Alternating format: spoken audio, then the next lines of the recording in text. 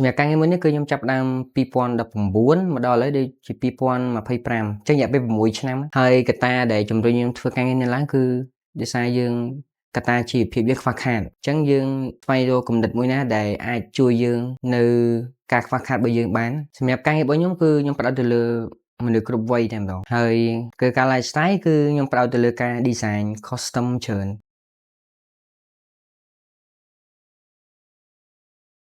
សម្រាប់ការងាររបស់ខ្ញុំបើថាឧបសគ្គហ្មងគឺសម្ភារៈព្រោះថាយើងខ្វះខាតមែនតើហើយណាមួយដោយសារជីវភាពយើងវាមិនសូវមានបានផងយើងធ្វើតាមលទ្ធភាពមានប៉ុណ្ណាយើងធ្វើប៉ុណ្្នឹងអញ្ចឹងណាហើយមកដល់ពេលនេះវារយៈពេល6ឆ្នាំវាច្រើនដែរឧបសគ្គច្រើន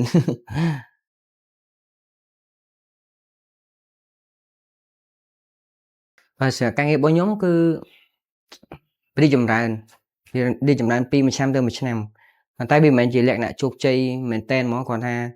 វាអាចដើរទៅមុខបន្តិចម្ដងវាចេះតែឡើងបន្តិចដើម្បីគេស្គាល់ដើម្បីគេឲ្យតម្លៃលើការងាររបស់យើងគាត់បែរជាងមួយរយៈមុន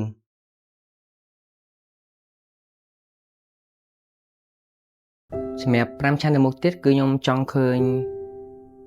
ប្រជាជនខ្មែររបស់យើងគាត់ឲ្យតម្លៃលើការងារ custom របស់ស្នាដៃដីទេការងារធ្វើដៃគឺកាន់តែច្រើនជាងមុនតែឥឡូវគាត់ឲ្យតម្លៃច្រើនដែរប៉ុន្តែខ្ញុំចង់ឲ្យច្រើនជាងនឹងទៀតដើម្បីលើកស្ទួយស្នាដៃរបស់កូនខ្មែរយើងទៅមុខទៀតឲ្យកាន់តែរីកចម្រើនលើឆាកអន្តរជាតិហ្នឹង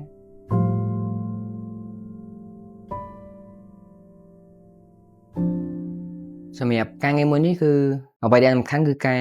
ផ្ដោតទៅលើការតាំងចិត្តទី2យើងគួរតែយល់ពីការងាររបស់យើងដែលយើងកំពុងតែធ្វើហ្នឹងថា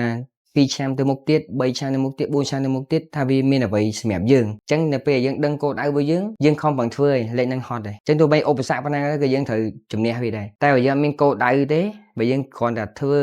ចិត្តតែចង់គឺយើងអាចមានលទ្ធផលនឹងបានដែរអញ្ចឹងការងារមួយនេះមុននឹងយើងជោគជ័យវាឆ្លងកាត់ការលំបាកច្រើនអញ្ចឹងពីមួយតង់ទៅមួយតង់តើយើងមានការតាំងចិត្តនិយាយទៅនិយាយមកទៅគឺយើងមានគោលដៅព្រោះតែយើងមានគោលដៅទៅយើងអត់អាចមានឧបសគ្គណាមកជំនះយើងបានទេមានឧបសគ្គក៏ដោយក៏យើងត្រូវវែកវាចេញដែរ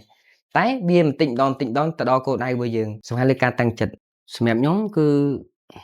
លើការប្រកួតប្រជែងគឺខ្ញុំអត់សូវដែរខ្វល់ដែរហើយការប្រកួតប្រជែងសម្រាប់ខ្ញុំគឺខ្ញុំអត់ដែរគិតទេដោយសារពីច្រើនគឺខ្ញុំធ្វើការងាររាល់ថ្ងៃហ្នឹងគឺខ្ញុំផ្ដោតលើគោលដៅរបស់ខ្ញុំអត់សូវខ្វល់លើការប្រកួតប្រជែងប៉ុន្មានទេអញ្ចឹងវាធ្វើឲ្យខ្ញុំកាន់តែមានគំនិតល្អច្រើនតែបើយើងផ្ដោតទៅលើការប្រកួតប្រជែងគឺយើងបាត់បង់អាសមត្ថភាពខ្លួនឯងដែលយើងកំពុងតែគិតហ្នឹងបើយើងឧទាហរណ៍ថាយើងកំពុងតែធ្វើប៉ុន្តែយើងកំពុងតែធ្វើប៉ុន្តែយើងឃើញគេធ្វើដែរអញ្ចឹងនៅពេលយើងធ្វើអញ្ចឹងយើងធ្វើឲ្យយើងបែកអារម្មណ៍អញ្ចឹងគឺយើងអាចផ្ដោតលើការងាររបស់យើងបានទេអញ្ចឹងចំណុចមួយនេះគឺសំខាន់បំផុតគឺខ្ញុំផ្ដោតលើការងាររបស់ខ្ញុំច្រើនអញ្ចឹងខ្ញុំអត់ខ្វល់លើការប្រកួតប្រជែងនៅលើទីផ្សារថាអ្នកណាលក់ថ្លៃអ្នកណាថោកអីខ្ញុំអត់សូវខ្វល់ទេអញ្ចឹងគឺខ្ញុំផ្ដោតទៅលើការងាររបស់ខ្ញុំជាសំខាន់ហ្មងថាយើងកំពុងធ្វើឲ្យគេយើងធ្វើហ្នឹងដើម្បីគេហើយគោលដៅយើងដើម្បីគេអញ្ចឹងយើងផ្ដោតលើខ្លួនឯងច្រើនសម្រាប់ខ្ញុំគឺខ្ញុំផ្ដោតទៅលើខ្លួនឯងច្រើនអញ្ចឹងរាល់ការងារទាំងអស់គឺគិតលើខ្លួនឯងហើយយកខ្លួនឯងជាដើមទុនរបស់យើងហើយយើងកុំគិតរឿងលុយកាក់ព្រោះថាមនុស្សម្នាក់ៗគឺអាចមានគ្រប់គ្រាន់ដែរទោះបីមានគ្រប់គ្រាន់ក៏ដោយក៏យើងអត់មានគោលដៅដែលច្បាស់លាស់ក៏យើងបរាជ័យដែរ